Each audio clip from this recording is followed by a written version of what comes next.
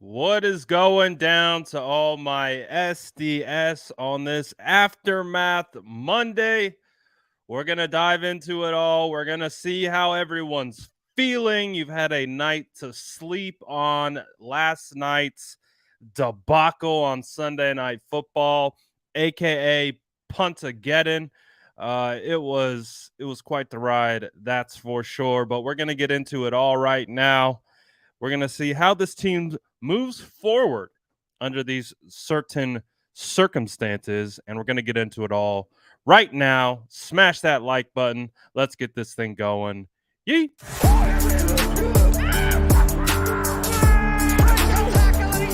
Smash that like button if you haven't already. Love to see it.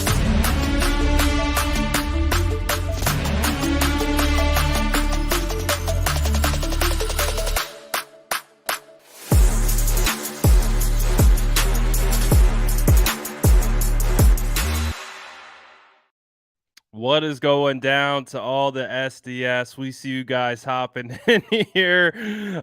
First comment in here is the SDS is still undefeated, but we are going to talk about last night's game, how we're feeling this morning. Did you sleep? I'll be honest with you guys, it took me a long time to fall asleep. I even needed to put on the little like sleep meditation that you like find on YouTube. I needed all the help I could get falling to sleep last night. I was laying in bed and my head was throbbing with just a massive headache. And the reason why I can only think of why I don't get headaches, and the only reason why I could think of why I had a headache the way I did is because I had to talk about the San Francisco 49ers after watching that performance for like 3 or 4 hours. It was quite the ride, but we're going to see how everyone's feeling. Hopefully you got some sleep.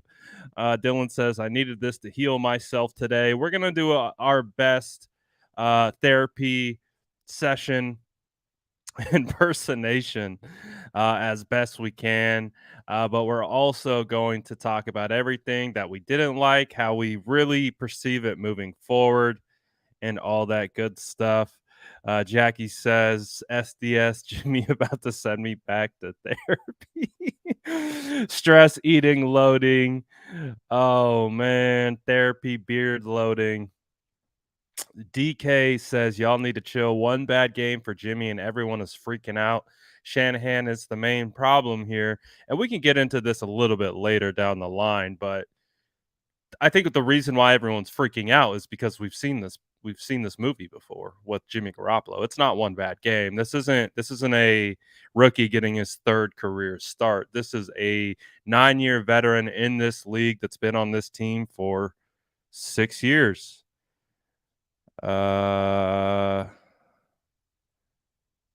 Is Kyle speaking right now?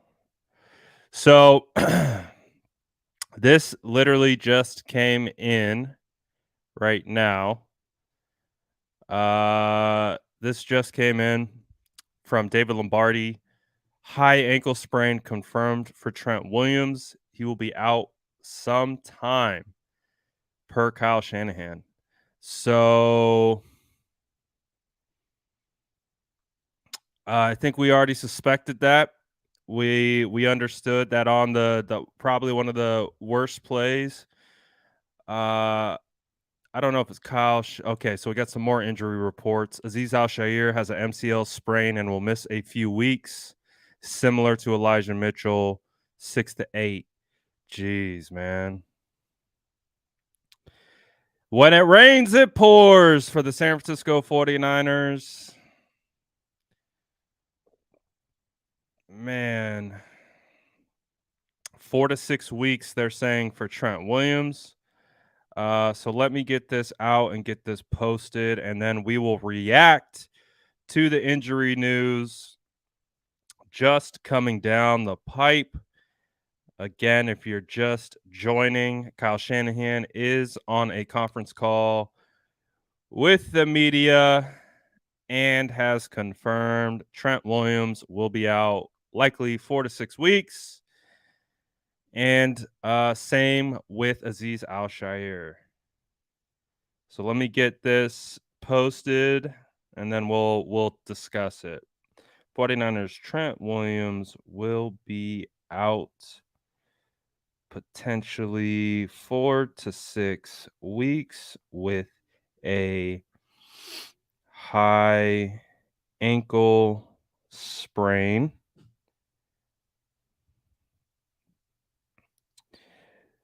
Aziz Al Shire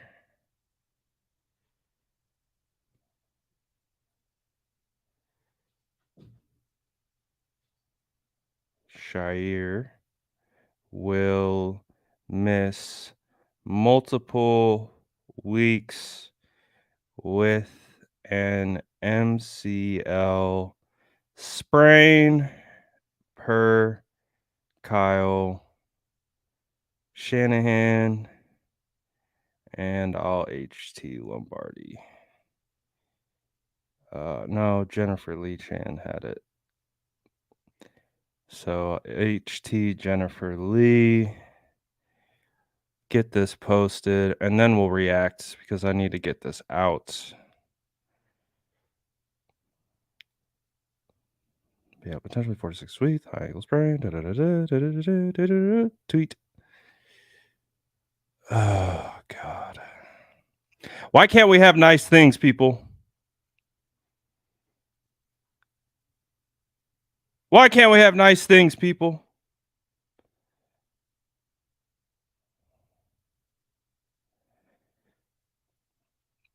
All right, I see some super chats coming through. I'll get to those in a second. Let me get these posted. Looks like we had another update come through.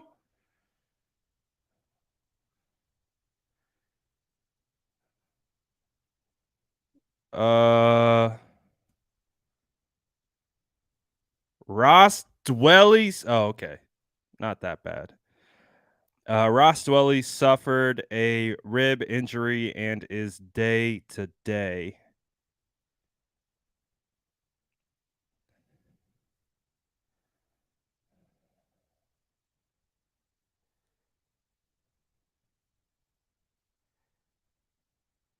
I think I got a couple things. Oh. All right. So we got a lot of stuff popping off. Daniel Brunskill could be back at practice this week. Ross Dwelly with a rib injury, he's day to day. Trent Williams out for potentially 4 to 6 weeks. Jimmy Ward and Jason Verrett are not eligible to practice for the first 4 weeks of the season. Coach Kyle Shanahan said he thinks there's a good chance both will be able to practice following this upcoming game against the Rams.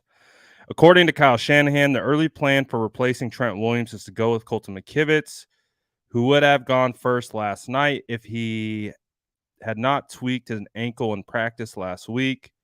Brunskill not an option there right now for Kyle Shanahan. So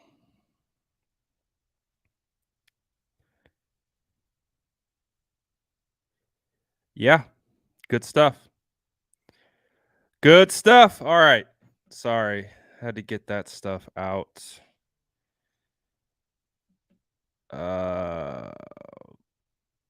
Boy. What a time to be alive, ladies and gentlemen. All right, I saw some super chats get through. Let me get to the super chats. Then let's react a little bit. Let's see. Roman says, Brad, I need you to clip that what Aponte said last night so I can have it whenever Jimmy plays like that. Aponte really did come on and just bring a sense of calm to the live that we so desperately needed. It's probably a good idea because we could just play that on repeat. Corey Soto says, I find myself missing Lance, the character. All you need to know about why Jimmy never improves was embodied last night in his presser. Expecting things to play out great just because they did last season is unreasonable. I think we can all agree. that we didn't really love what was said by Jimmy Garoppolo in that press conference. It would have been a lot easier to stomach if, we it's sad to say he took a book out of Trey Lance's book and or took a page out of Trey Lance's book and just took some ownership and just kind of, you know, said I needed to do better. I needed to be better here. I need to do this. And unfortunately, bringing up the off season, bringing up the lack of off season that he had, again for me, stirred up quite a lot of PTSD uh, when I heard that from Jimmy because I don't think Jimmy is rationalizing that is ultimately his decision to get the surgery, which killed his potential trade off this team. So when Jimmy, like, I feel like I'm a pretty level headed person, but when Jimmy Garoppolo says, "Oh, I didn't have an off season," and I'm like, "Yeah, because you decided to that you didn't want to go to Washington so bad that you had surgery." That's how I'm interpreting it. That's how I've interpreted this entire time. It sounds like that's how Kyle Shanahan and John Lynch have interpreted it. You got surgery and you killed uh you killed your trade value. So yeah, it was hard to listen to that last night. I'm not gonna lie. Especially after the performance that was had. It was just hard to listen to because, double down a poor performance on top of not kind of taking ownership of it all definitely makes it really difficult. But thank you, Corey, for the super chat. Thank you, Godzilla, for the super chat, and Roman for the super chat. Really do appreciate you guys uh, for all that good stuff. Um, so as let me kind of jump back to the injury stuff because that all just kind of came down and we had to get it out. But the two big concerns that came out of this game from an injury standpoint are, two starters. The 49ers lost, and we'll get back into the whole Jimmy stuff and whatever in a second because there's still plenty to be said about that. But let's focus on the injuries right now.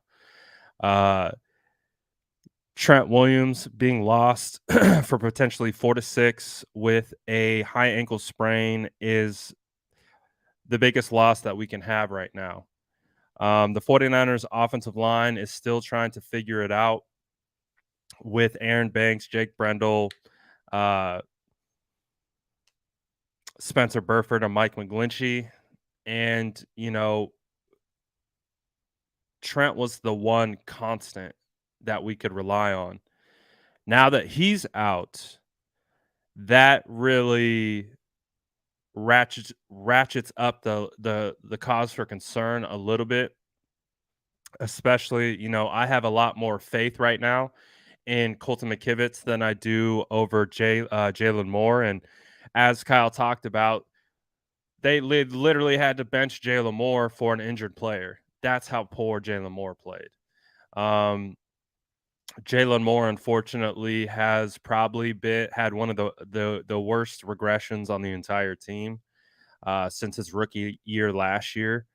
Um, and it's really tough, man. It's really tough.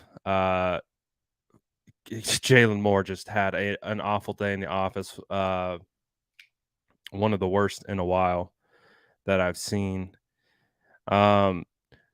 So it's going to be absolutely detrimental to this team and the success that they're going to have without Trent Williams there because now we understand like they're already at a disadvantage. We've already seen how defenses are going to play.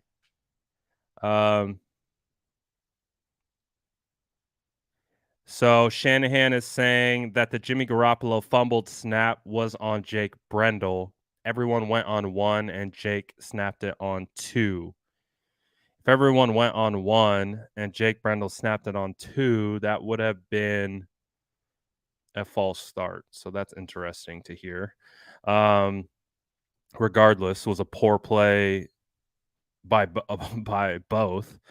Um, so it's tough, man.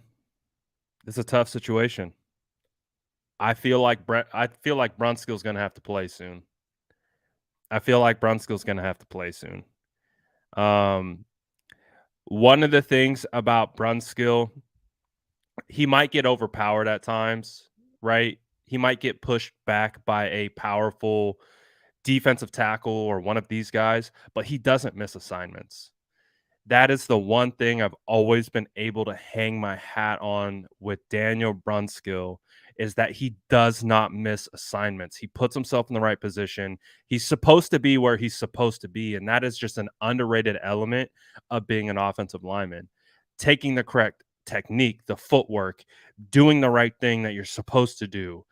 He always does it. Now he might get beat every once in a while because he is a bit of an undersized offensive lineman, but you can always count on him to do his job, be in the right spot, get to the second level, do those things that you need.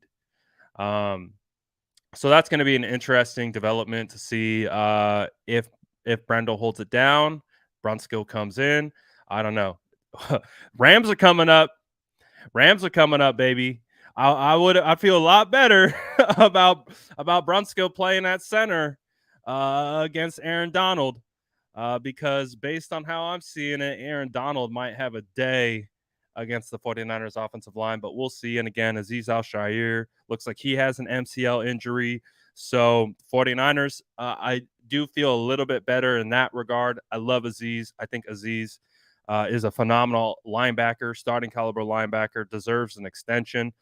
But I do like Oren Burks and I do like DFF. So I think they can withstand that injury a little bit more than the Trent Williams injury. It's still a big loss to lose Aziz for that period of time.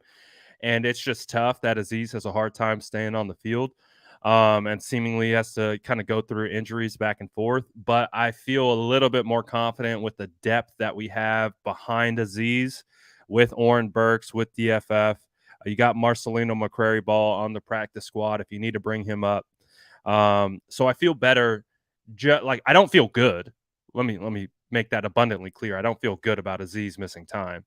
Aziz is a huge playmaker for this team, but the depth is more solid behind Aziz than the depth is more solid behind Trent. So we'll see. All right. So we got kind of caught off guard there by some of the injury news that came through. I was trying to see if anything else came through. Uh, Nothing crazy. Sounds like Diamador Lenore has beat out Samuel Womack for the nickel cornerback spot. I feel like Diamador looked good last night. I was pretty impressed. I didn't feel like I feel like Diamador has stepped up, so I'm okay with that. Let's see. Shanahan said both safety and interception were bad play calls by him.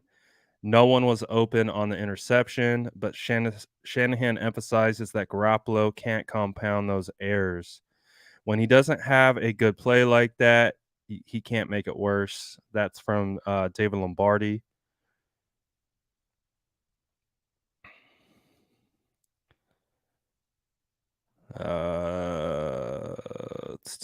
All right. I think we made it through the news and the updates for today. If anything else comes through, of course, we'll talk about it.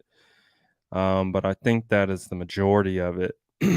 So I'll let you guys reset us. Obviously, the news kind of derailed what we were talking about. So what do you guys want to talk about to start today?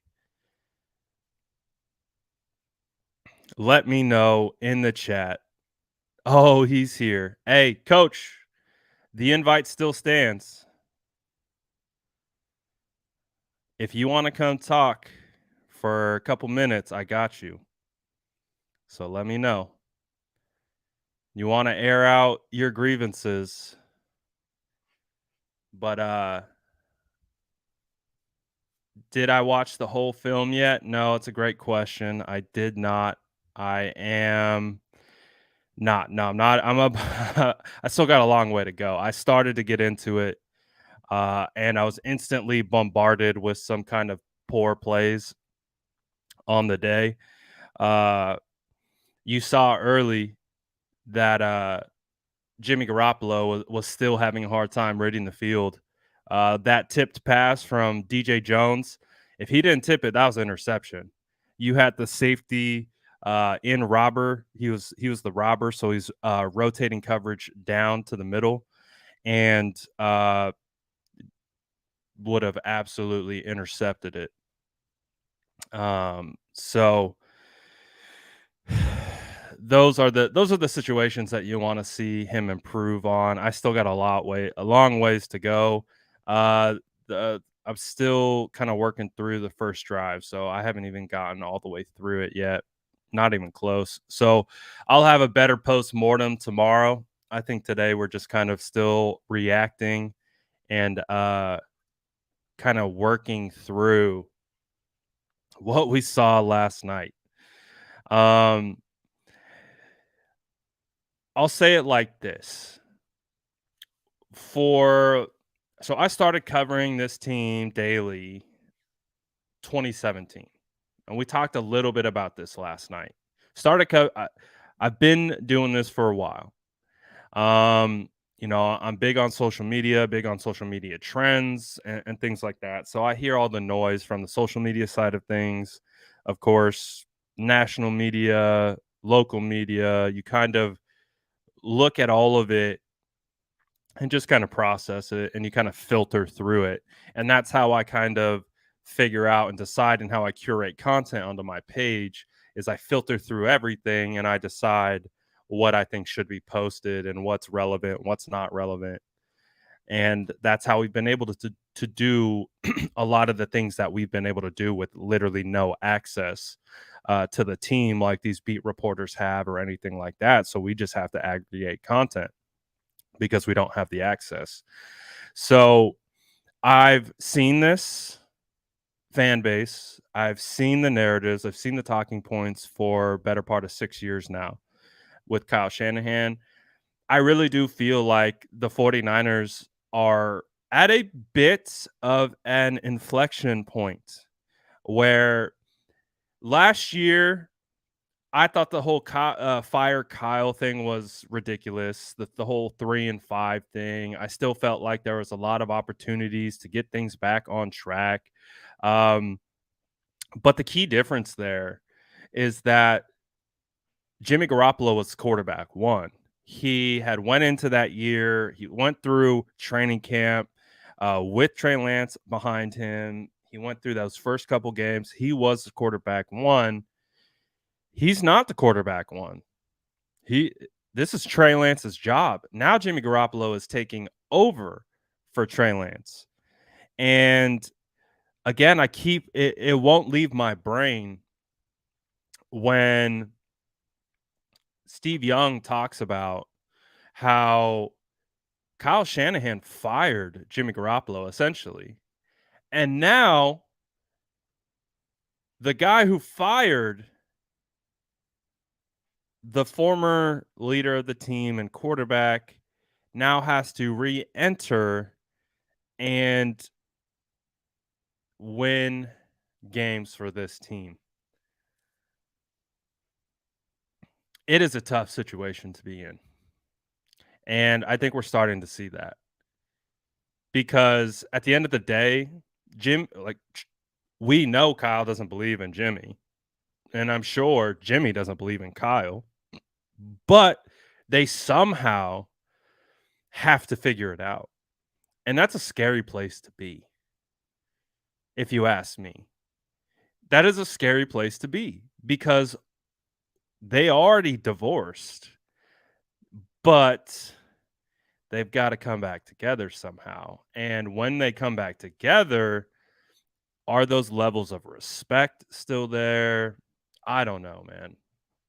So we're in a very interesting time in San Francisco 49ers football. We are in a we are in a moment of time where there's a lot of question marks. There's a lot of unknowns. There are there's just so much unknown. While at the same time having a defense that is probably the best defense in the league. While the offense on the other side is trying to figure out who and what they are. And that is just a weird place to be, right? Because our head coach uh is an offensive minded guy. He predicates everything going through him, but the offense is feeling like it's always the one that's a step behind, right?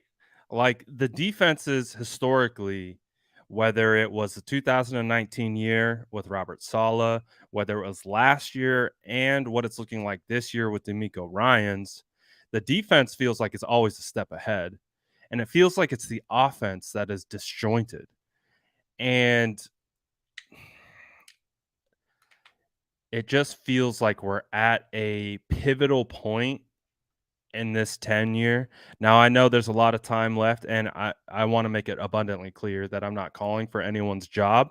But if they cannot win games and the offense continues to look like it has, and we already know the levels of scrutiny on top of this team, it will be inescapable. It will be inescapable. And I'm just concerned of what that means for their future. Um, so I don't think it's going to be over by the end of this year for Kyle. The concerns that I think we start to look at is okay, who's the DC next year? Because we 100% understand that D'Amico Ryans is going to be a head coach. He's going to be a head coach next year. So if it's not for the San Francisco 49ers, then who's going to be the DC next year? And is it going to be Vic Fangio? Could be. But a lot of questions, a lot of early questions this year with the 49ers. And it creates a lot of unease amongst the fan bases. We're at an all-time high of dysfunction. There's been a lot of dysfunction within this fan base for a long time. And we understand the biggest cure for the dysfunction is winning football games. But if this team's not winning football games, the dysfunction is at such an all-time high. And not only that, you have the national media uh, feels like we're getting leaks coming out of the locker room. It just I hate to say it and I don't want to say it out loud, but I'm getting those Jim Harbaugh vibes. And we know what happened with those Jim Harbaugh vibes. It wasn't good. Not saying that's what's going to happen. None of that. It's just a little concerning. A little bit. Because I feel like one of the most popular terms that we've been hearing is we've seen this movie before. And we've seen some of this movie before. Someone says it's completely different. Of course it's completely different. It's 100% different. There's really not a lot of parallels. There's really not a lot of parallels. But it is concerning. It definitely is concerning. He said, "Oh man, when you lose Brad, oh no." I'm not lost yet, guys. I'm just dealing with it the way I know how to deal with it. I'm processing it the way I know how to process it. And the problem with me is I process a lot of things, so I'm just kind of speaking out loud. Um, but there is other side of the coin.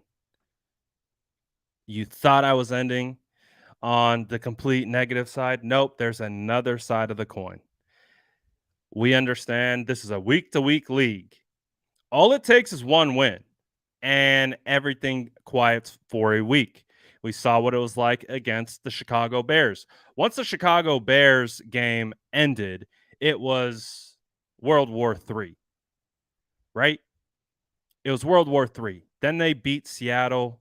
Oh, we are good. Even with the injury to Trey Lance, there was still some, conversations about that. But for the most part, a lot of the stuff kind of died down a little bit because of the win.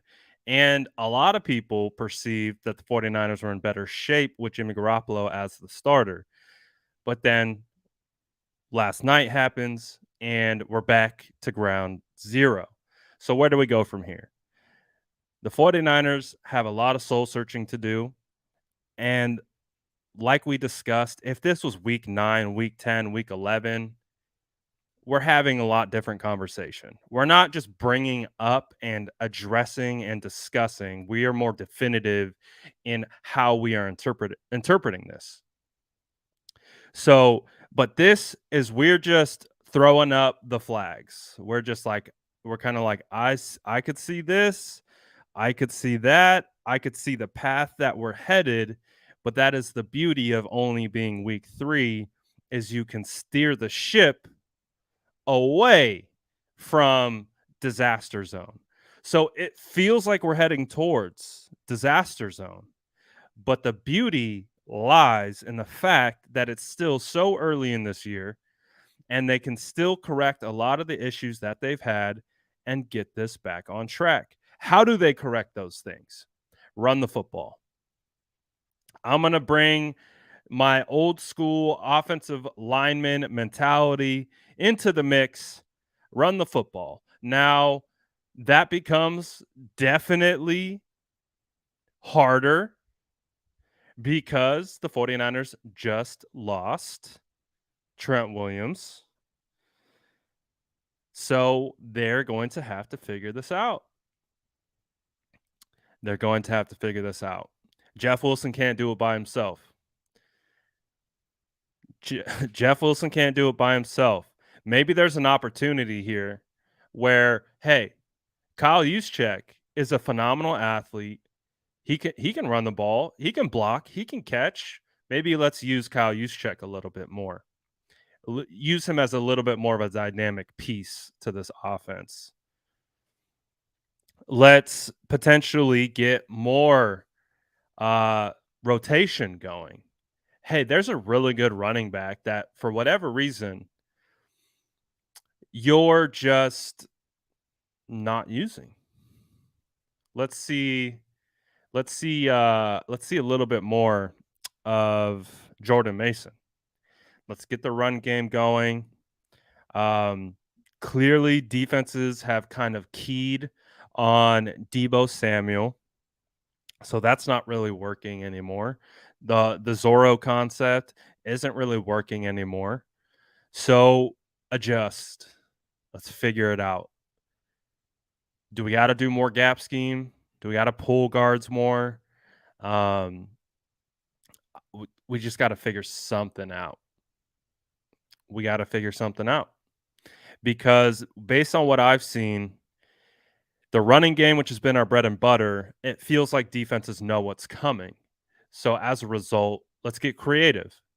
Let's set things up as if, hey, we're doing what we normally do, but develop a wrinkle off of that and be able to get them out of sorts again and play that game where we are getting them out of position because right now they're not buying it. These defenses are clued in. They've had a long time to study this offense. A lot of Kyle's people are across the league. They get it. They know what's coming. So we got to develop some other things. And what I really want to see is I want to see them take what Jimmy wants to do and use that against the defense.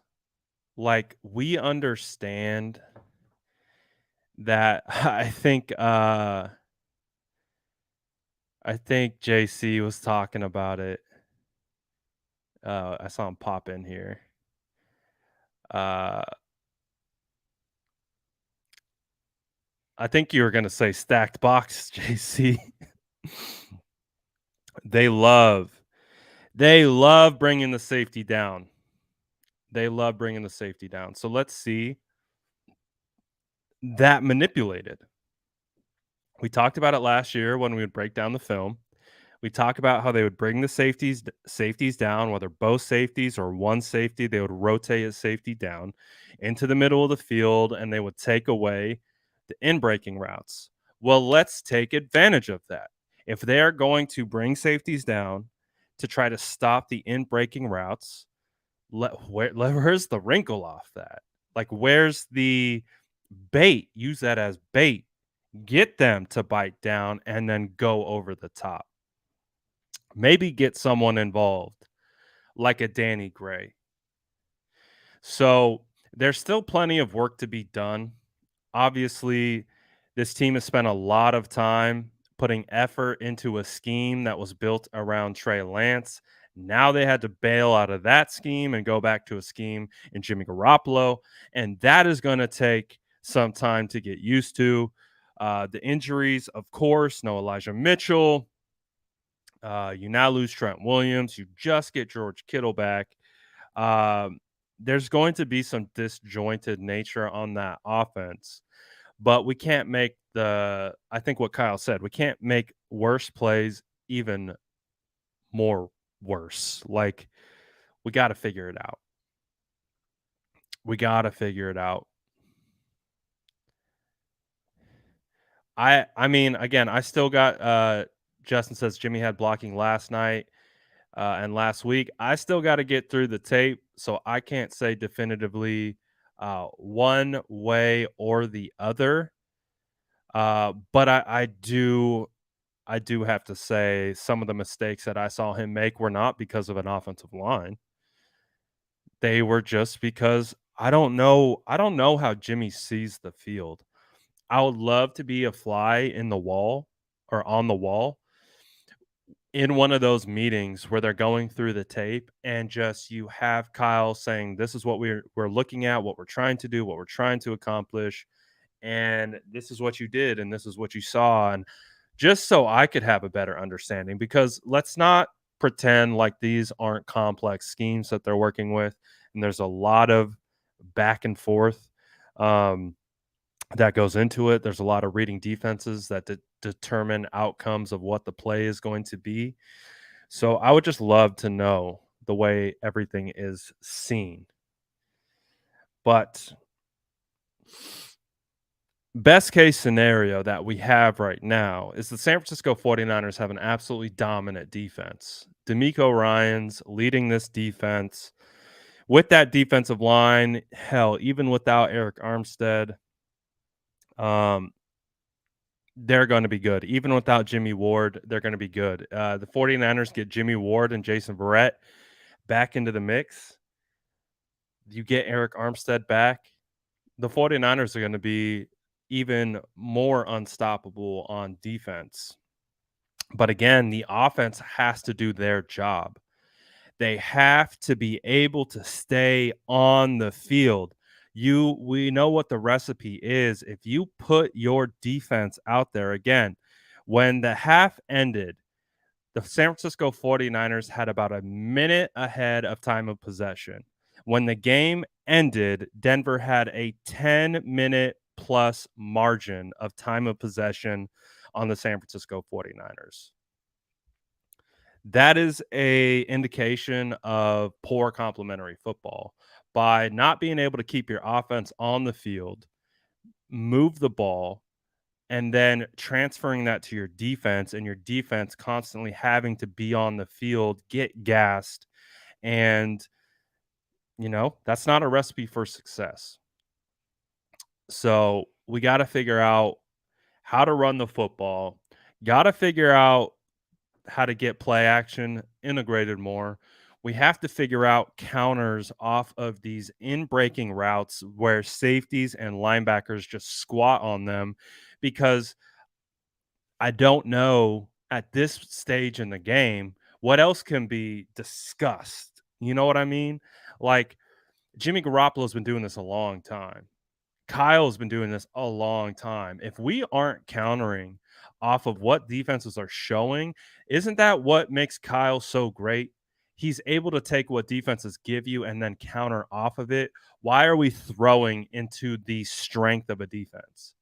That's one of the things with with the Jimmy Garoppolo experience that I think I have the hardest time just understanding is why is Jimmy throwing into triple coverage constantly? What like what and I think that's the hardest time that I have when I'm sitting back watching these games. Like w- I'm not I'm not world class trained football savant. You know, I played community college, D2, like whatever the hell my career was. And I have like this much experience compared to their just immersive knowledge, every potential, anything they could ever want at their disposal. Yet they're still throwing into the strength of a defense. I have a hard time understanding that. But again, I don't know it all. I don't know. I'm not going to pretend like I do. But it's why do we keep doing that?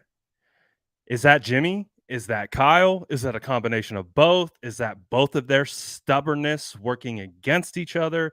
These are the questions that begin to be asked when we see the same things operate over and over and over again.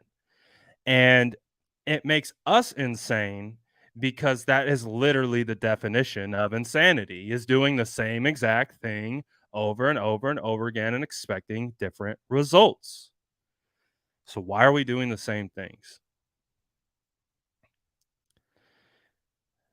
It hurts.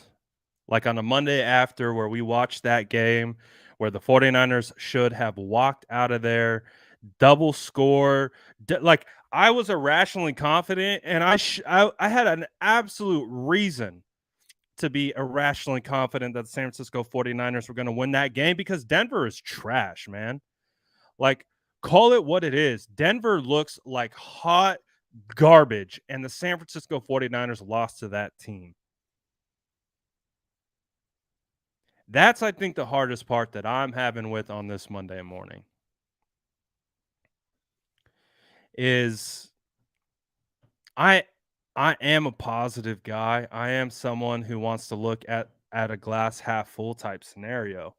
But I've seen this too many times to be able to rationalize it because I can't anymore. I can't rationalize the way Jimmy reads the field. I don't understand it. Is that a function of Kyle or is that a function of Jimmy? Who is it? Is it both?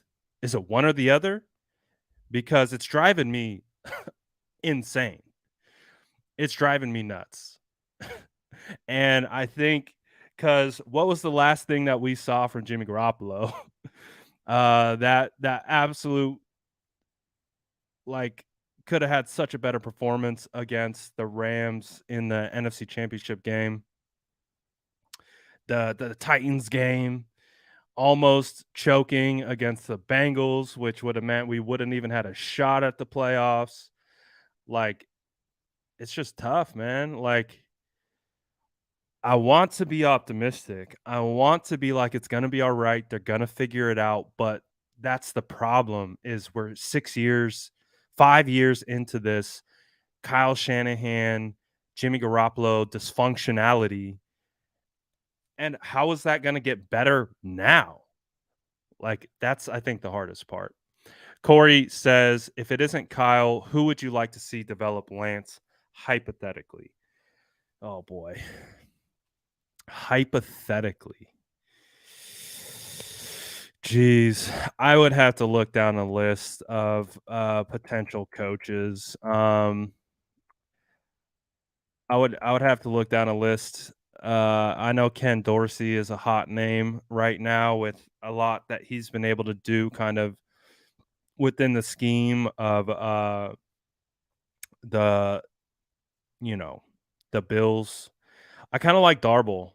I'm not gonna lie. I kinda like Darble. I think he's a player's coach. I don't think I would be necessarily focused on who. What I would be focused on are the intangible traits. I would imagine if you're an offensive mind at this level, you're going to be able to, uh, be a smart offensive coach. So, that's a given. I want a guy who's going to be emotionally intelligent, can develop the person, not just the player, but the person. But that is a big time hypothetical question because I don't know who that would be at this stage in the game other than Kyle Shanahan. Um, so it's got to be Kyle, man. I think it's way too premature to be looking that far ahead.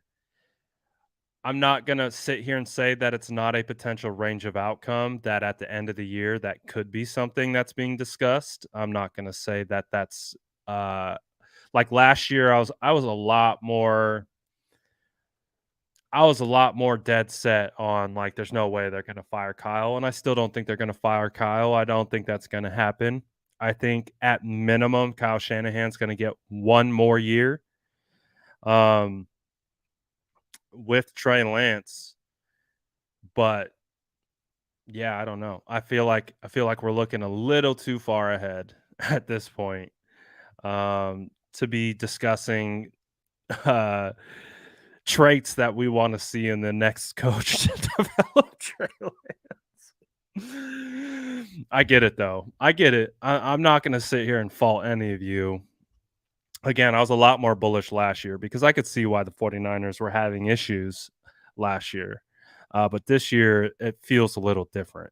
It feels a little different, and hopefully, it is a lot more like last year. And it's a lot more of the same of just needing to get on rhythm, needing to get on track, needing to be able to build a continuity, not only within the offensive line, but your quarterback and your play caller and all those types of things. Um, so we gotta see, man. I think that conversation is a little too early to be had because it's not happening this year, right? So let's pick back up and just for everyone, uh, SoCal says you have to admit our system is broken. Yeah, I think there's some serious issues with the system at hand, but we have to take a broader view, kind of take our emotions out of it, understand that they have contracts, there's other ancillary things involved. So this year, it's going to be discussed, especially if they keep losing games. It's going to be discussed. They're going to be talking about a potential coaching change. It's going to happen. We know this fan base. We know what's going to occur. I will entertain those conversations when I actually believe that it's going to happen or that it could happen. And let's say it was going to happen. Let's throw out one hypothetical. This is my hypothetical to you. And then we're going to move on because I think it's way too early to have that conversation. But if I had to give one hypothetical and we are at the end of the year talking about someone who's going to be replacing Kyle. That person that I want replacing Kyle is going to be D'Amico Ryans. Um, and that's it. That's it. D'Amico Ryans. But again, I don't think that's going to happen. I don't think this is I think this conversation is ultra way premature. Uh, but If we're really talking about it, I'd probably go D'Amico Ryans, but I don't think that's gonna be the case. Um, Sean says, "Brad, do you think losing McDaniels hurt us more than we thought, and should Lynn start calling plays as an OC?" Well, this is the thing. Uh, right, coach? Tell me about it. I believe that as well. I think we're a year premature on talking about coaching changes. I think we're a year premature on talking about coaching changes, at minimum. But I do think that. I've thought that from the beginning. I've always held Mike McDaniel in high regard. I've understood the relation that Mike McDaniel and Shanahan had. And so I had always assumed that that was going to be something that we would miss. We would miss Mike McDaniel, and you're seeing why we would miss Mike McDaniel. He's having a phenomenal year with the Dolphins, right? He's doing really well. He's doing really, really well. And you can look at the turnaround last year from a scheme perspective. I think a lot of that had to do with Mike McDaniel.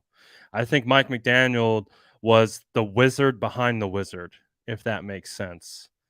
Like, I think Mike McDaniel did a lot of the nitty gritty, like a lot of that stuff. I mean, when you have a good team around you, it can elevate everyone. But when you start taking key pieces away, it can make things look a lot different because those pieces aren't there.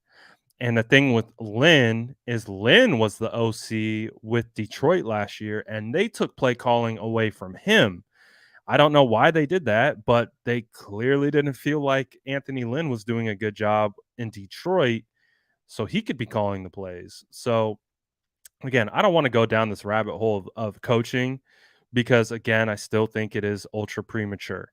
I understand the concerns, the questions, the thoughts, the thinking into the future. How do we fix this? What's the correction? And a lot of it always comes back to changing a coach.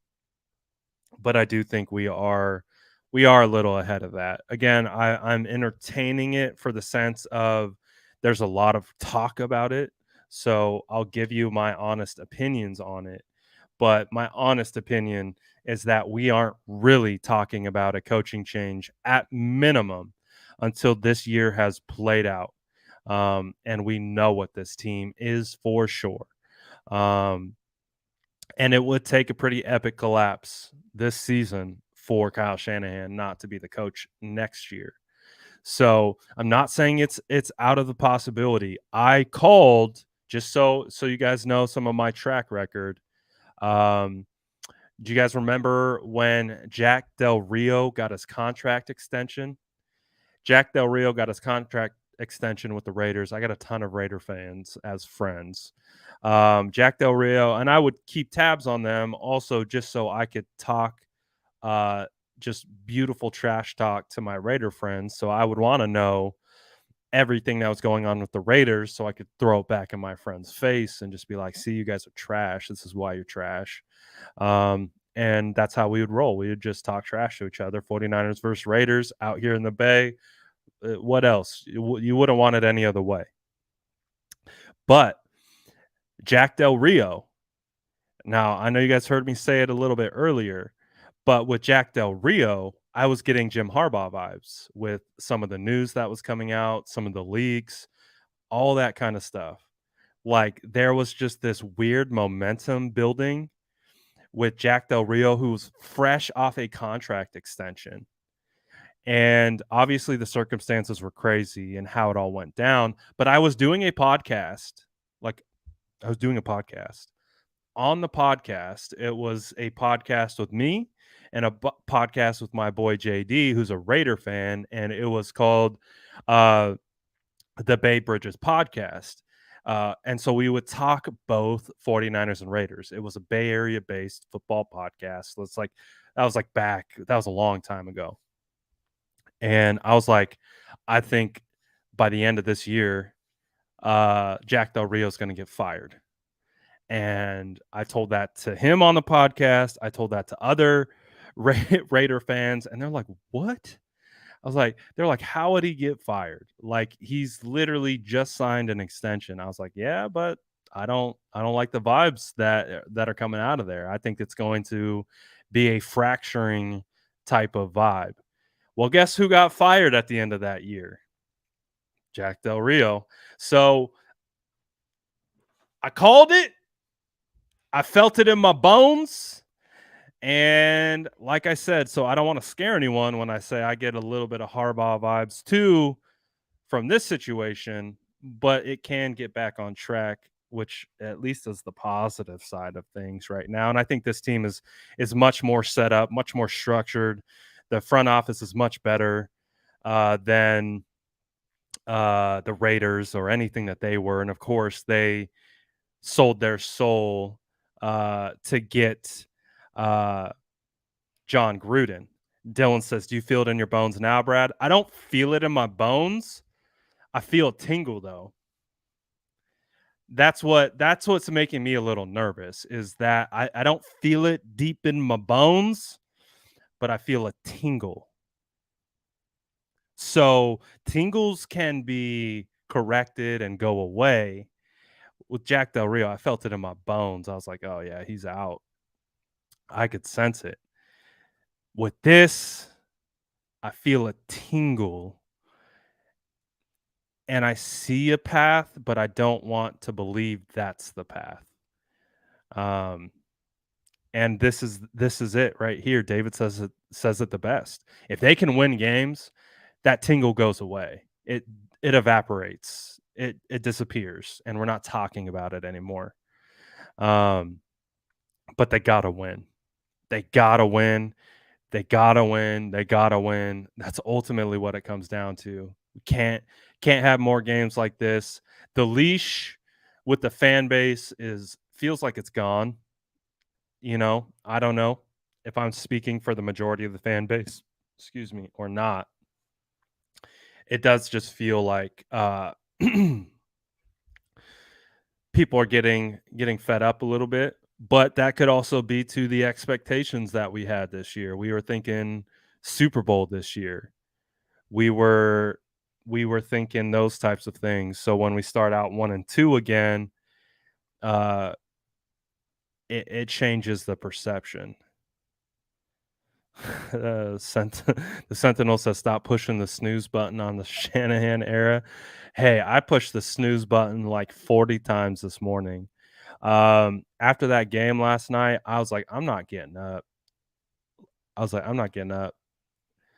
Monday mornings, normally, after a game, try to get up. I get up early, get my day started with content, all that kind of stuff, get it pushing. This morning, I was just bam, bam, bam, and then I turned it off. I said, "Screw this," turned it off.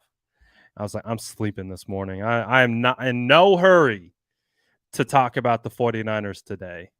I said, "Screw this. I am sleeping. Y'all can wait to hear me talk about the 49ers." But anyways, I don't want to go on some crazy tangent, even though I just did, about coaching and about all that kind of stuff. But it's just it's a tough situation, right? I think we can all agree to that. It's a tough situation. Jimmy Garoppolo did not play well last night. He showed moments, but overall, body of work did not play well. Offensive line still got to take a look. Still got to take a look to really determine if it's a scheme thing. But I think the problems that most people have with Kyle Shanahan at this point are outside of just scheme. It feels like it's roster management. Uh, those are the things that feels like people are upset about today. So definitely going to be a long week. Definitely going to be a long week for sure as we move through this situation. What other things do you guys want to talk about? save me from this coaching talk. I don't want to talk about the coaches. What else do we want to talk about? Drop it in the chat. Ask questions. Uh, ask or bring up points. What did I think about Kittle? I didn't think Kittle did too bad, but again, like the hardest thing with the Kittle conversation is Kittle can't throw himself the football. Kittle can't, you know, scheme it up for himself. I saw Kittle do what he could do within what was asked of him. I thought he did well, with the opportunities he was given. That one play, that big run, the biggest run of the game to Jeff Wilson was sprung by George Kittle. So I thought Kittle did well. But again, if you have issues with Kittle and his production, the production doesn't fall on Kittle because Kittle he just cannot scheme himself open. He can't throw himself the football. But all things considered, considering it was Kittle's first game of the year, I thought he did okay. All right, I like these topics. Can we talk about Palomalo 2.0? 100%. Talanoa Hufanga continues to be a dog. Love what I see from Talanoa Hufanga. He is going to be, I think him and his relationship with Jimmy Ward, the way they're going to be able to complement each other with Talanoa playing close around the line of scrimmage and things like that, and then Jimmy Ward playing the back end. I wish we got them from the start of this year, but those two guys are probably in for a special year. Talanoa Hufanga is on pace to potentially be like, we could be talking all pro Hufanga here pretty soon. Like we had all pro Fred. We might have to start chanting out all pro Huff here pretty soon because he's playing at an extremely high level, arguably one of the highest on the entire defense. He's been phenomenal, whether it's in coverage, whether it's tackling, whether it's playing behind the line of scrimmage. He's a great player. And the best thing is he's 22 years old and he's only going to get better. What will Kyle do next to save the team? That's a conversation for Kyle and Jimmy. Those two guys need to sit in a dark room, lock the door, or not that. They need to go on like a retreat together. Like they need to like go take a vacation, get away from the kids, get away from the noise, no cell service, go into the wilderness, sing kumbaya, like get back in touch with nature and the vibes and just figure it out. This season hinges on those two. I firmly believe that. The defense isn't going to be the problem. It's really going to hinge on Kyle and Jimmy, and those two need to figure out how to work together. How do I feel about Ken Dorsey? I like Ken Dorsey. I think he's good.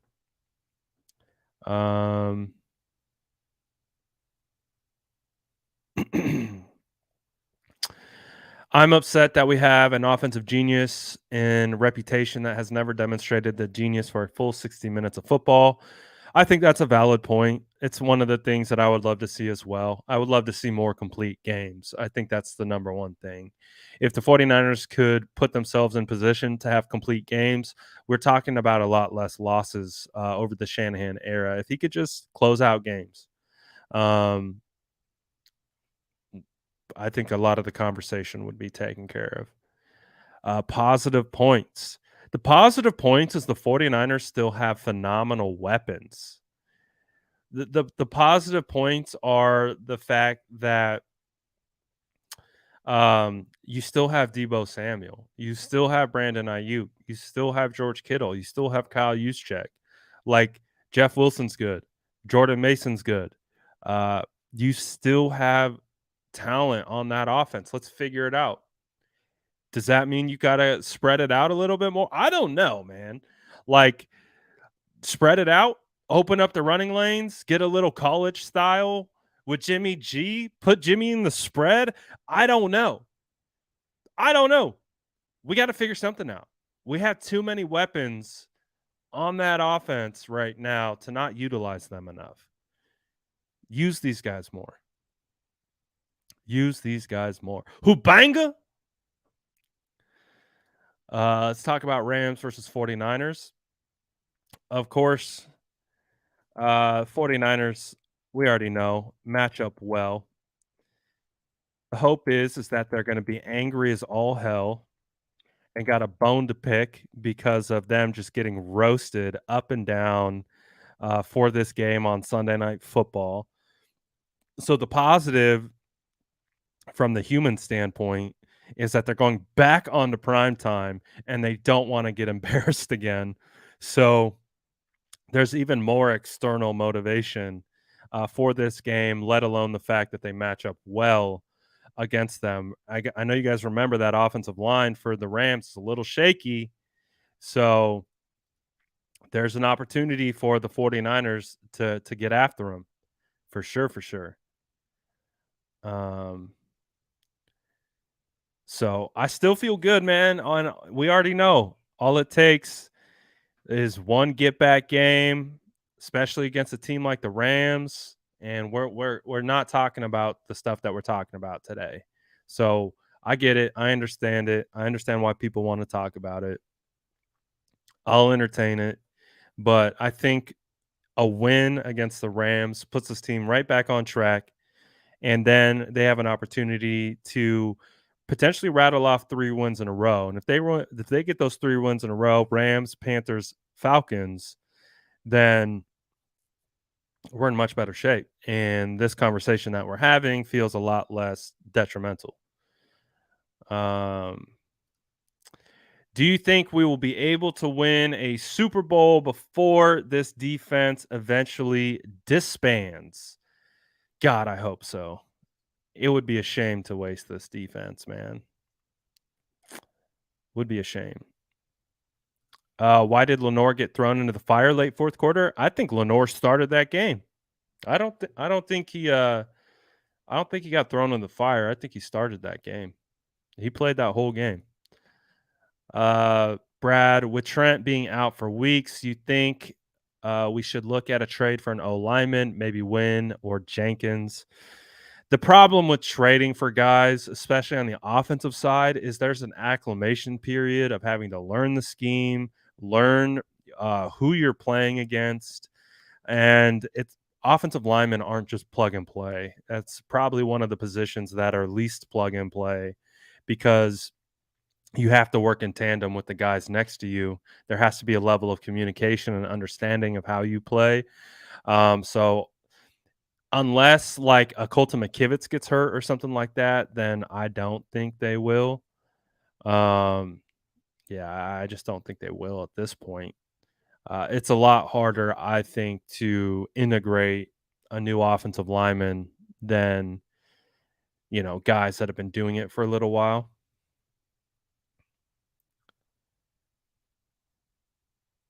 Oh, let's go. Renzo says, should we be playing more from under center? What's up, Brad? New to the SDS. Welcome to the SDS, my boy. Should we be playing more from under center? I would think so, but at this rate, I'm open to all things. Like I said just a second ago, hell, spread that thing out, man. Go out of the shotgun. I don't know, man. I'll take something different. I'll take some ingenuity, something a little bit that goes against the grain of what the 49ers typically do. I don't know, but let's get the biggest thing is we got to get the ball into the hands of these weapons that they have. We know Jimmy Garoppolo has an ability to get the ball out quickly and in short area. So how do we do that? We got to figure out how to do that better. Does that mean you got to spread everything out, force the safeties to not crowd the box? What is it? What is that going to take? I don't know. I'm open to all things. I'm open to all things at this point. Should Kyle stretch the field, giving BA 19 more chances to be dominant and trust Jimmy Moore keeping defenses. Of course, I think that has got to be one of the biggest things that the 49ers continue to execute. They got to continue to push the ball downfield. They got to. And they got to look for it, I think, more consistently because I think it's open more often than not. And I want to see them at least take the shot downfield. Um,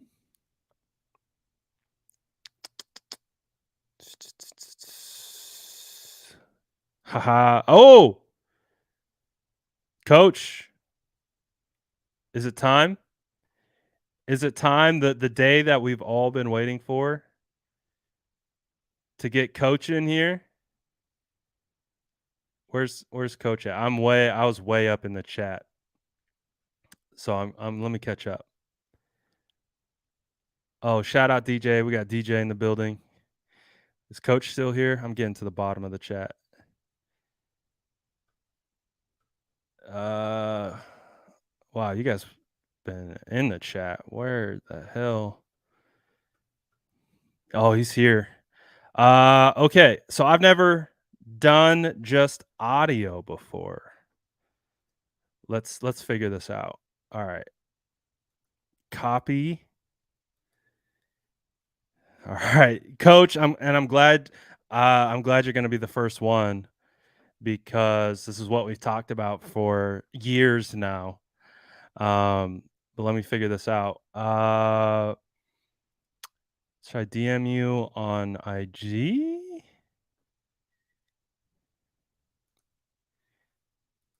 Oh, and then look, there he is.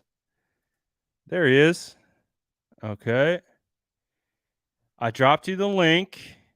I don't know how to only pull up audio though. That's a great question. So, oh, you cannot show your screen. Perfect. All right, links in the chat on IG. This is history, ladies and gentlemen. We've been talking about getting coach to do a call in. Oh God, this goes back to last offseason. This is history in the making. I'm excited. Coach always comes spitting facts. So I'm excited to get him in here. Today's the day. I told him last night. I said, Coach, I'll get you in today. I promise. I'm gonna stop messing around. Stop messing around. I'm gonna get your ass in here. So he showed up. Shift 1. If you use StreamYard, it will take him off screen and play only audio. Good call. Shout out Jesse. So once coach gets in here, we'll get him pulled up. Yep, there he goes. So I need someone else to bring some levity to the conversation. The problem with me is I process things through so many different like lenses and perceptions. It's one of the beauties of having ADHD is like I can look at something. It's like what my mind does. My mind, you say something, what do you think of this? And it processes it through like infinite amounts of different things. The hard part is like picking and stopping the process on like what I really think is right. But let's see. I got you, my boy. Got you, my boy. Oh, I agree. I agree. ADHD is absolutely a gift. You got to be able to channel it. DJ says, Brad, send that hat, bro. Smash that like button, SDS. Coach about to go live. So waiting on coach. Coach is going to come in here any second now.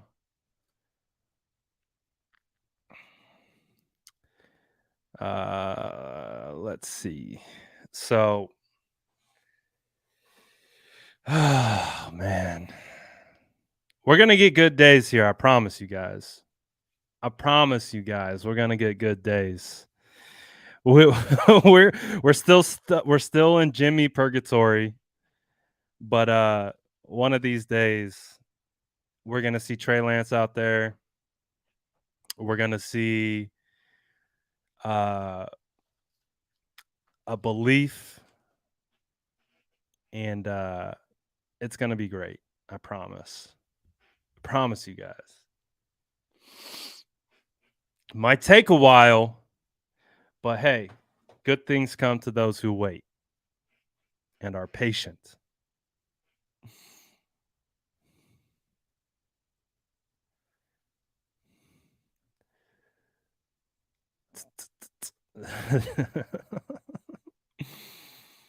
Coach has got to get himself settled. He's seen the invite. He saw it 3 minutes ago. I can see. I've been waiting 10 years. For real. We got some squad in the chat. Shout out 49er content creators. We move, baby. 49er content creators on the grind, baby. I see all y'all. Everyone's out here. we're just like, man, are we all the same level of pissed off right now? We lose Trent Williams. We lose freaking Aziz for a couple weeks. We watched the Jimmy Garoppolo masterclass on Sunday Night Football. Excuse me, the Mitch Wishnowsky masterclass on Sunday Night Football. Oh boy. Are you guys ready? I see him. He's in the loading bar. You guys ready for it? It is time. The moment that you've all been waiting for. Our first official call-in. And of course, like I've said this whole time, the first official call-in would be Coach. I'm at least a man of my word in that regard. It may have taken over a year to get it done, but I did say I will not have anyone else call into the show first unless it's Coach. Let's bring in Coach, legend. You guys know him. I don't have to introduce him. You know, the GOAT of 49ers. Was good. Was good, Coach. Good to hear your voice. It's been a while, my boy. What's poppin', sir? What's going on? How are we? Know, this ginger beard just out here living the life, talking 49ers football and ready for you to spit some game on me, my boy. You, sir, look magnificent, if I do say so myself. How's the little one doing? How's the boy? The boy is doing phenomenal. Thankfully, he's not old enough to understand 49ers football yet, so he's doing perfect. He's doing all right. Okay. Great.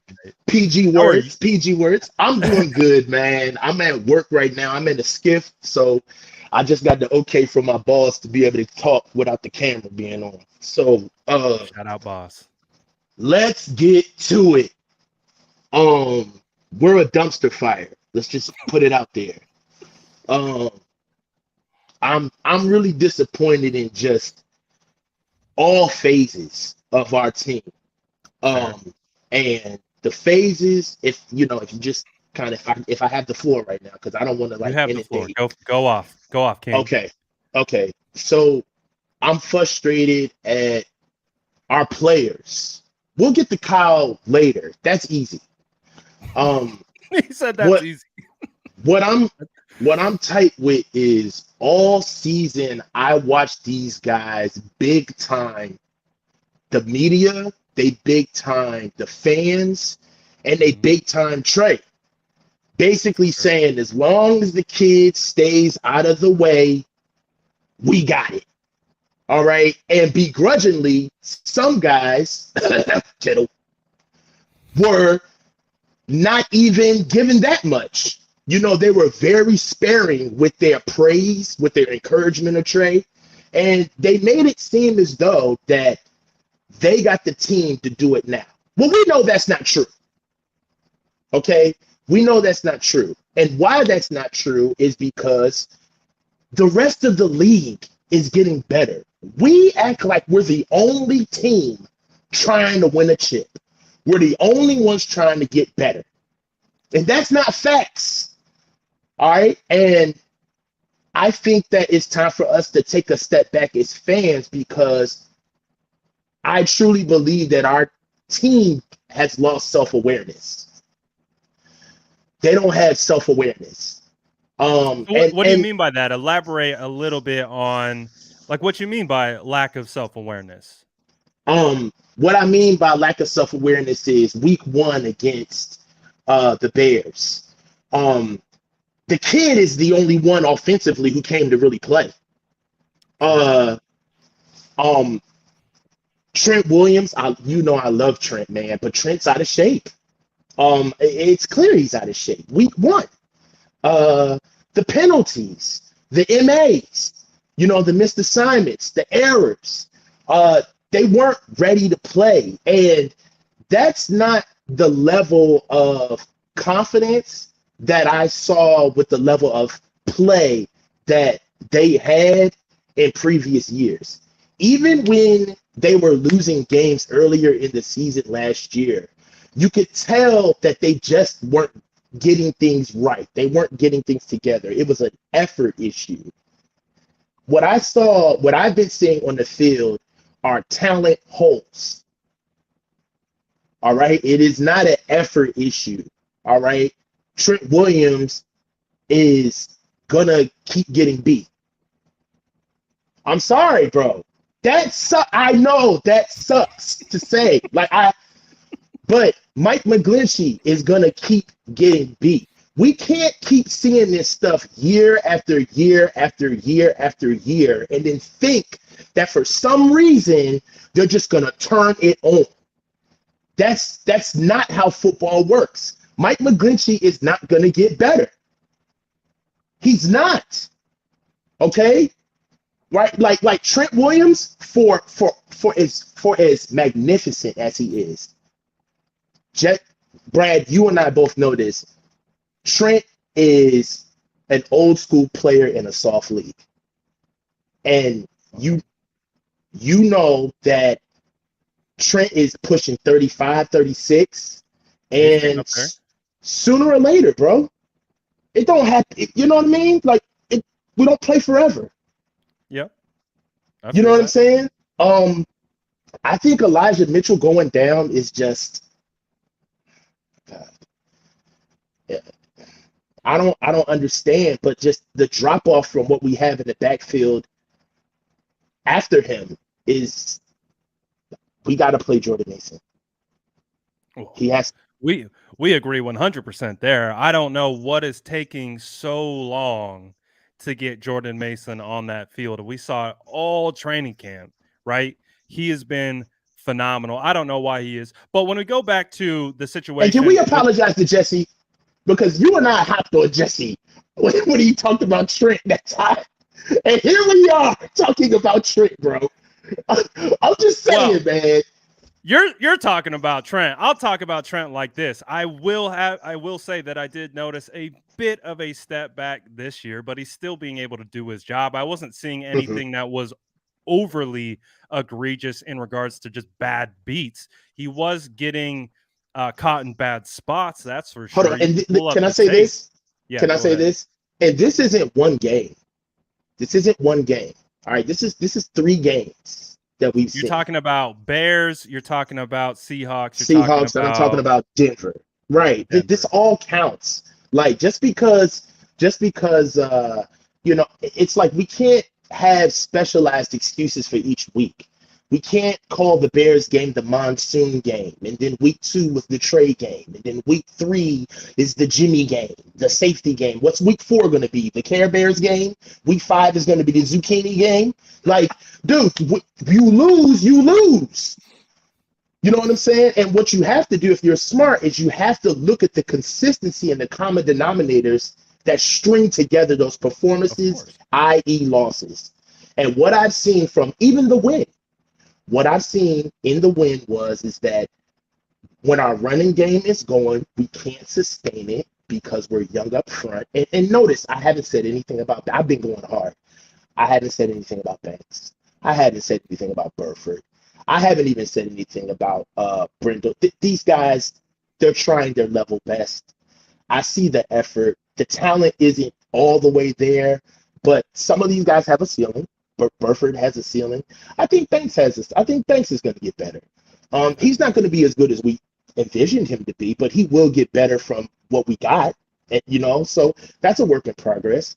And offensively, the only culpable people that I really give a hairy eyeball to is Trent for being out of shape, and Mike is Mike. I mean, and he's coming off an injury. I mean, God.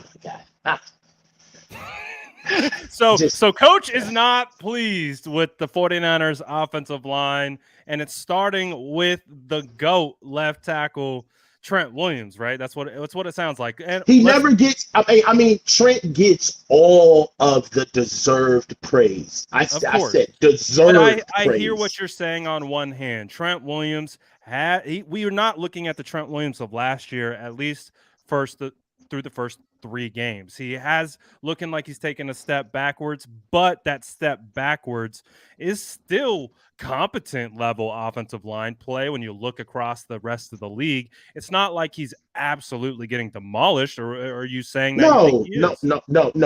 I'm not saying that it's absolutely getting demolished, but what I'm saying is that there's a fine line between what we call Trent Williams and being a good serviceable offensive lineman, right?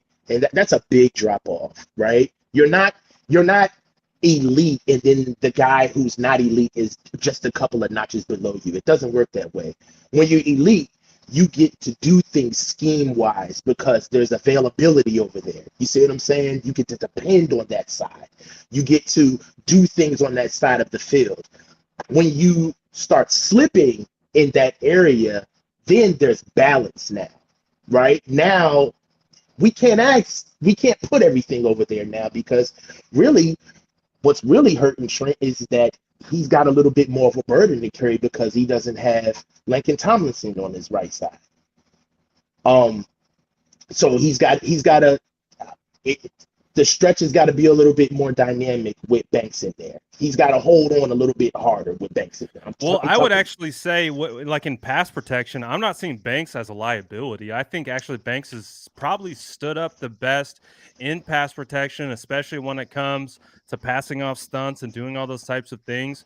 Where I've seen kind of Trent run into some issues are in his one-on-ones, or if he's blocking down. Sometimes he's going for, the club snatch move. I haven't seen the club snatch really work at all this year. It feels like teams know it's coming, and so they've kind of at least what I saw against the Bears, it felt like Robert Quinn. If you go back to, what was it, week 8 last year, where Trent had his best game of the year and he was dominating Robert Quinn, it felt like they looked at that tape and they had all off season to go through it, and they figured out what his moves were, and they just were ready for it. So it felt like it was a combination of, you got to give credit to the guys on the other side of the offensive line, but also too, as well, it did look like Trent took a step back just a little bit, but I don't know. Apparently it sounds like you're thinking he regressed. Is that what I'm hearing? No, I'm not saying that he's regressed, but what I'm saying is that it's not going to be the same. I don't even know what a step back means. You know what I mean? Like we got to see what that looks like on film. Yeah. You know what I mean? Like I don't even know what that means, honestly. So when I hear a step back, I feel like you're seeing what I'm seeing, but you're just choosing to be lighter. You're choosing to convey it in a more favorable, palatable way than I am. You see what I'm saying? So when I see when I see a player of Trent Williams caliber, and I see him, he owns a gym. Why are you out of shape? And you think that's what it is? You think he's just No. I think that it's injuries. I think that let me ask this: is the same high ankle sprain the same one that he recovered from and played through last season? Is that the same leg? See, that's the thing. That was the one thing I was wondering about was I think it was his left leg, but I think he got rolled up on the right side. So I think it's a different leg because I Mhm. think it was his left that he couldn't put the weight on going back to that Rams game, but I don't know. I don't know for sure. I don't know for Yeah, sure. I mean, all told, if I'm being realistic, 8 to 9 wins this year. Yeah, I mean, you've been saying that. I mean, this offense clearly with the struggles that they've had against the teams that they face right now, it's not looking that great, especially if they keep playing at this pace.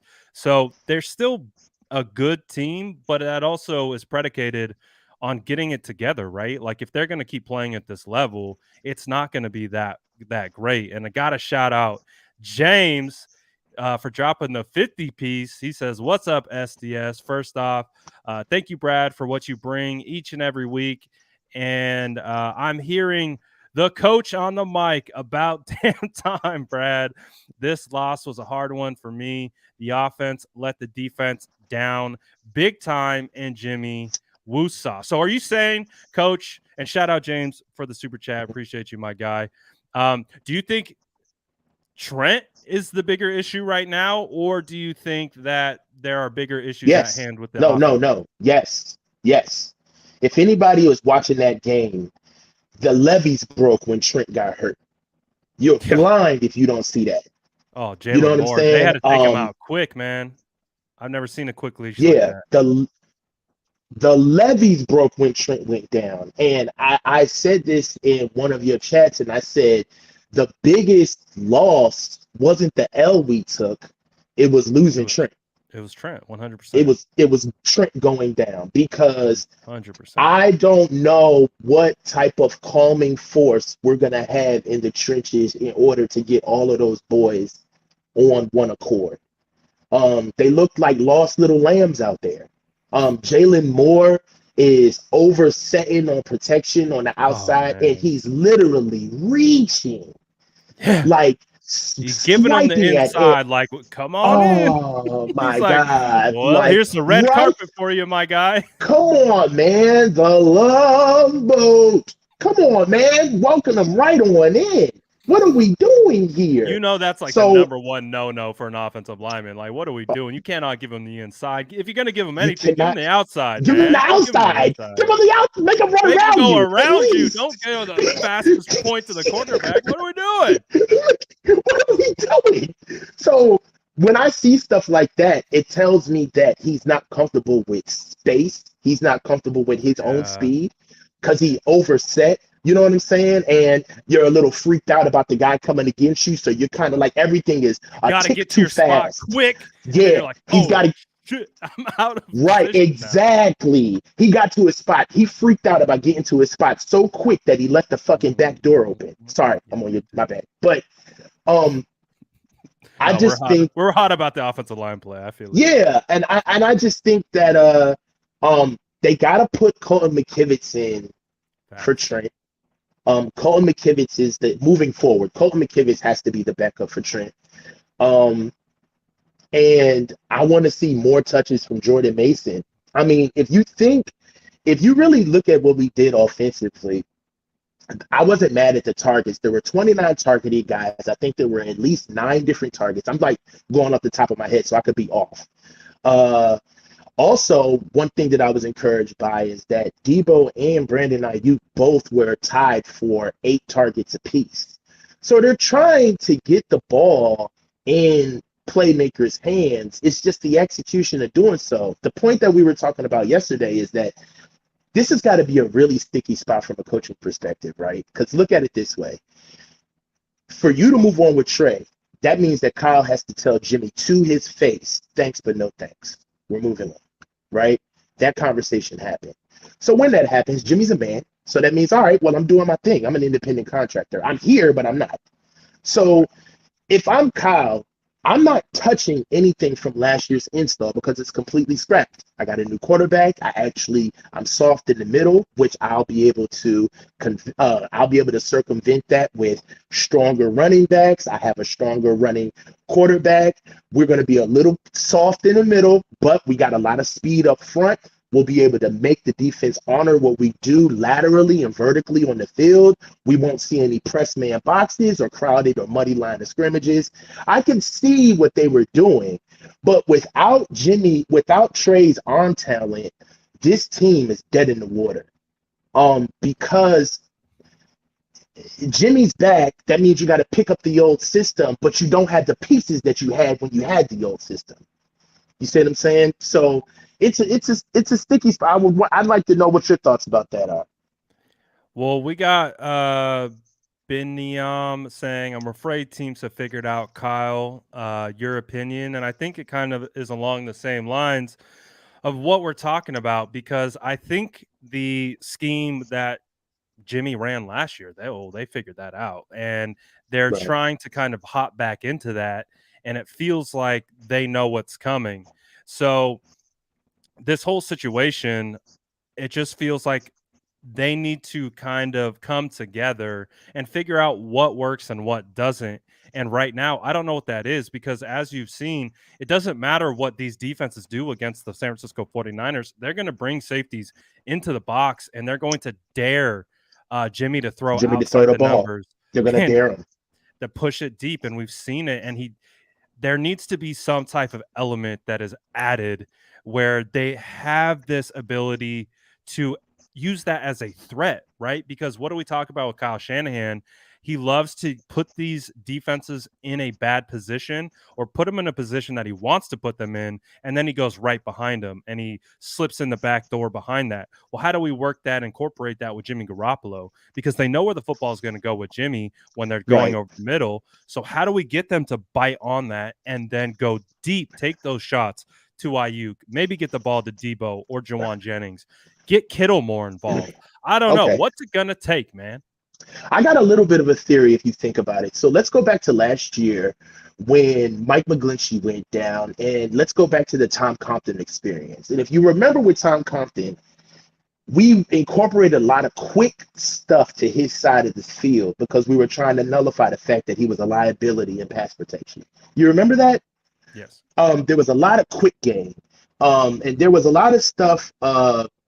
There's a lot of stuff that Kyle was doing underneath. He was incorporating a lot of play action, a lot of quick hitting stuff where, as far as running the ball is concerned, I really believe that we can utilize getting downhill really quick and really fast what we have in the backfield in TDP and Jordan Mason. We didn't have that type of physicality last year. Sans Jeff Wilson Jr. We really didn't. Yeah. So I really think from a fan, from just a offense, I'm a fan. I am a fan. My name is the coach, but I'm a fan. I coached a long time ago. From a fan's perspective, I think that we're going to start seeing a lot of small ball. We're going to start seeing a lot of super long drives. And if we touted those really long drives as dominance, but really what that stuff is insulated protection. What it basically is saying is that we're good at maybe 2 to 3 to 4 things. All right. And we're going to stay inside of our lane, and we're going to keep doing this until you can stop us. And when you stop us, then we will break out and try to start playing your game a little bit. But hopefully by then, our defense has stopped you enough, and we've got you enough times that the game is able for it to be able to have a good desired outcome near the end.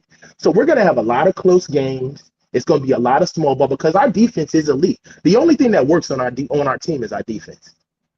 It being blunt, if you want to be blunt, you know what I'm saying? The only thing that works, like turnkey, they said what they were, is our defense so far. So I just think that we have the bodies, we have the personnel, but it's going to be a really bumpy ride. And our team will go as far as our ego lets us.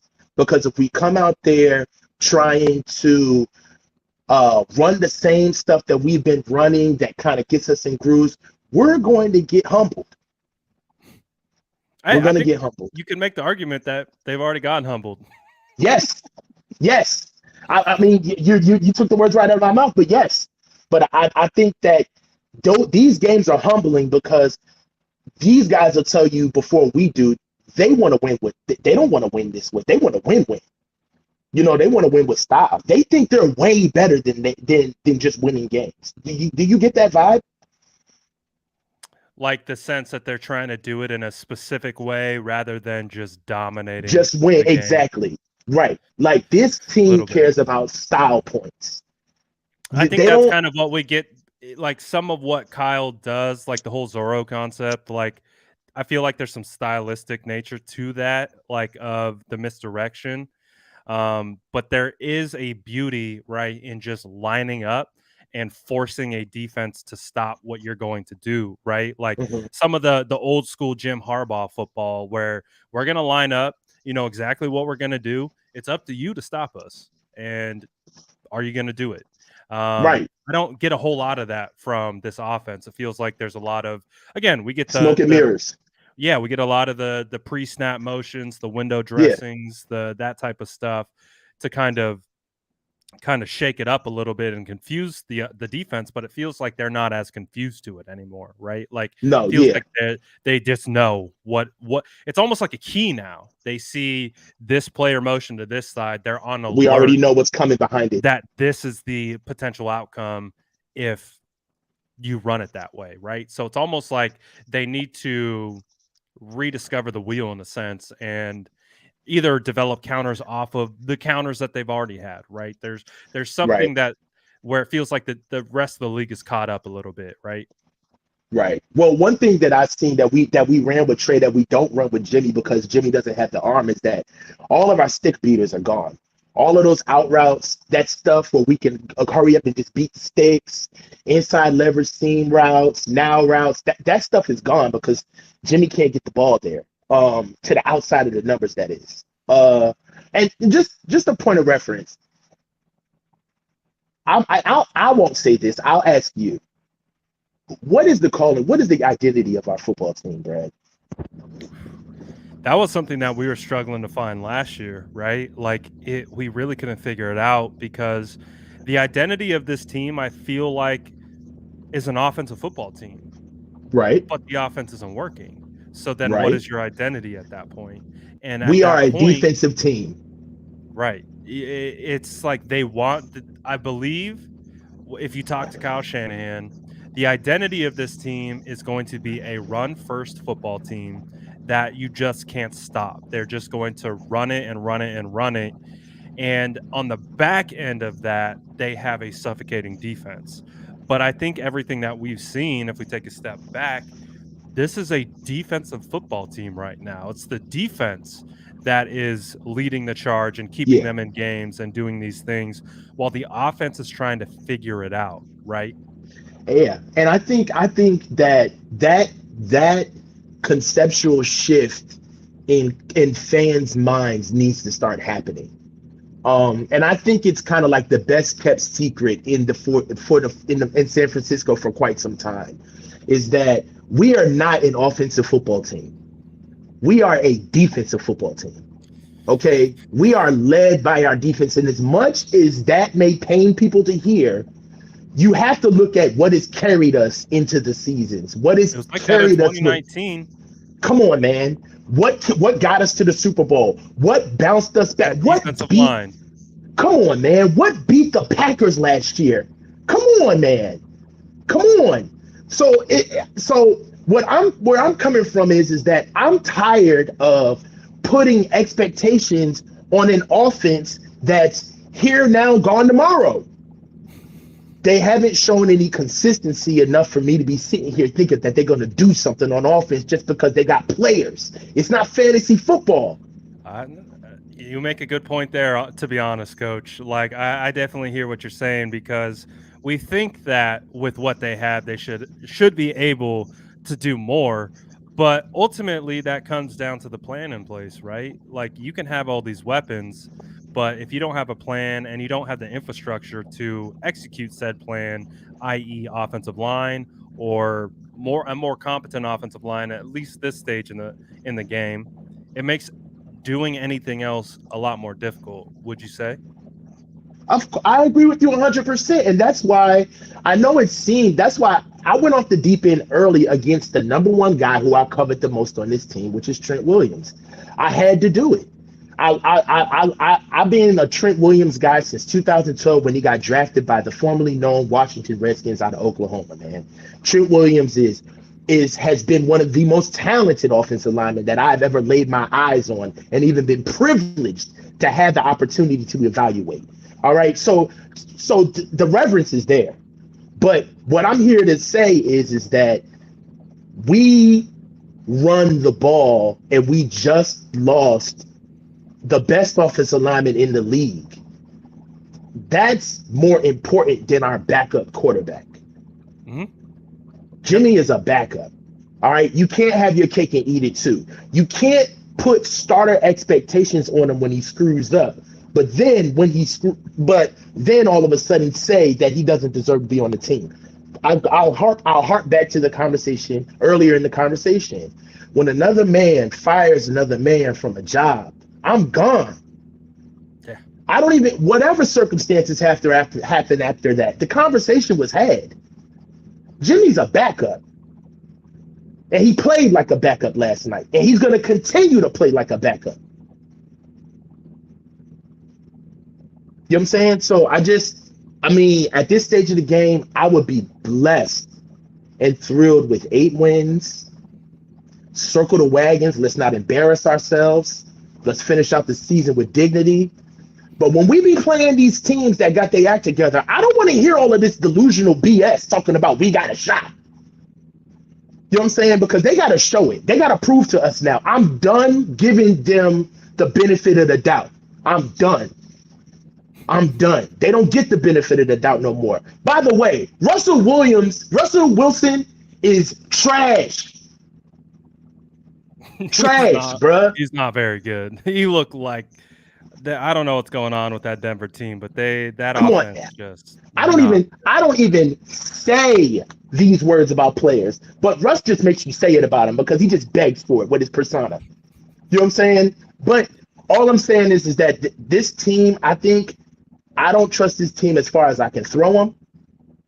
They're going to have to prove and show for me to give trust anymore. Because right now, what I'm seeing is an effort issue. And you can't say the words effort and Super Bowl in the same sentence. You can't. You can't. You know what I'm saying? And last year we got away with murder. We started slow. We had some unfortunate injuries, but everybody's injured. Everybody gets hurt. So it don't. Come on, man. No, I hear you. So let's end it on this question, Coach, and then we'll get out of here because we're almost on 2 hours. My bad, bro. No, you're good. If the 49ers beat the Rams, what are you thinking? Hold on, because I got my little schedule right here. So you say that the 49ers beat the Rams? Monday Night Football next week. If we beat the Rams, then we beat the Rams. We better beat Carolina. Listen, we have a tendency to string narratives together just because one game happened. You know what I'm saying? Vice versa. And what I'm here to say is that from what I have seen in 3 weeks, I'm not predicting anything anymore down the line. They haven't earned that. Week by week. They haven't earned predictions anymore for us to just start forecasting Super Bowls and it was crazy when we got Jimmy. Oh, what if Jimmy wins the Super Bowl? Do we keep him? What if Jimmy wins the Super Bowl? We lost to the Broncos last night. Wake up! Yeah. I think the expectations are some of our own worst enemies at times as well as a fan base, right? Yeah, man. It's the pie in the sky aspirations. Yeah, man. I think that the reason why we won a Super Bowl so much is because it matters. And the reason why it matters is because it's hard. And the reason why it's hard is because it's competitive. And the reason why it's competitive is because we're not the only team trying to get it. So we got to understand that you're either getting good or you're getting bad. You ain't staying the same. All right. So if you have to ask yourself that question every week, did the 49ers get better or did they get worse? Ask yourself that question every week and then come out with how you feel about the team. All right. Hey, because that's a really good point. You know what I'm saying? I feel you. I just, we didn't get better. And I want to see if we get better this week. They need to show something. I think that's a great point. We got to take it week by week. And if they're not getting better, we know what it is. They're getting worse. And it's really that simple. And Coach, that's, of course, one of the oldest adages in football. Like, you're never staying the same. You're either improving or you're taking steps backwards. And right now, the San Francisco 49ers have taken some pretty substantial steps backwards. Now we got to see if they can get it back on track and take those steps forwards against the Rams. But it's not just a good game against the Rams. It's going to be a good game against the Panthers and then the Falcons. And you got then the Chiefs. Then we got the Rams. Then we got and then in the middle of all of this, let's not forget that we have one of the toughest schedules in the league this year. So it's not like we don't got a lot of pockets, guys.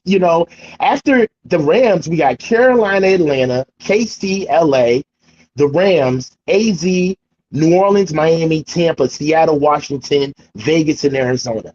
All right. Like, they got players too. Yep. And I remember just a month ago, we were laughing about the spread against the Bears. Remember that? Yep. We were chuckling about that. And now we're 1-2. You know what I'm saying? So that's just. Yeah, I know exactly what you're saying. Yeah. So, Coach, it's been a pleasure, my guy. Oh, man, I loved it, Brad. I loved it. Finally did it, Brad. We finally got you on here. And, of course, Coach is spitting nothing but facts. Keeping it real, per usual. Glad to get you on here, my guy. Thanks, Brad. Hopefully, we got to get you on here more often. We've got to open it up to more people as well and all that good stuff. But I appreciate everyone tapping in. If you guys made it through the entire live, get your cookies at the end. Any parting words, Coach? Any way people can find more of your hot takes? Anything like that? Oh, you can follow me on Twitter on Tough Up Front 77, just the way it's spelled, Tough Up Front 77, because that's what we are. We're tough up front in the trenches. And I'm not on there all the time, but I do give a lot of takes from time to time. So just follow me on Twitter. And thank you so much, Brad, for sharing your platform with me, man. Like, honestly, bro, dude, you're one of the best, bro. Bro, it's been a long time coming. I'm glad we could finally get it done and get you on here, man. And it definitely won't be the last time. We're going to get you on more often, especially with this year that we got ahead. So, again, appreciate you, Coach. Make sure you go follow my guy. And that's going to be it for us today. And you already know, catch us on live tomorrow. Maybe we'll do a little film breakdown, and maybe we'll see you around there too tomorrow, Coach. But I appreciate you guys. I'm out of here. Peace. All right, guys. Talk to you. Smash that like button if you haven't already. Love to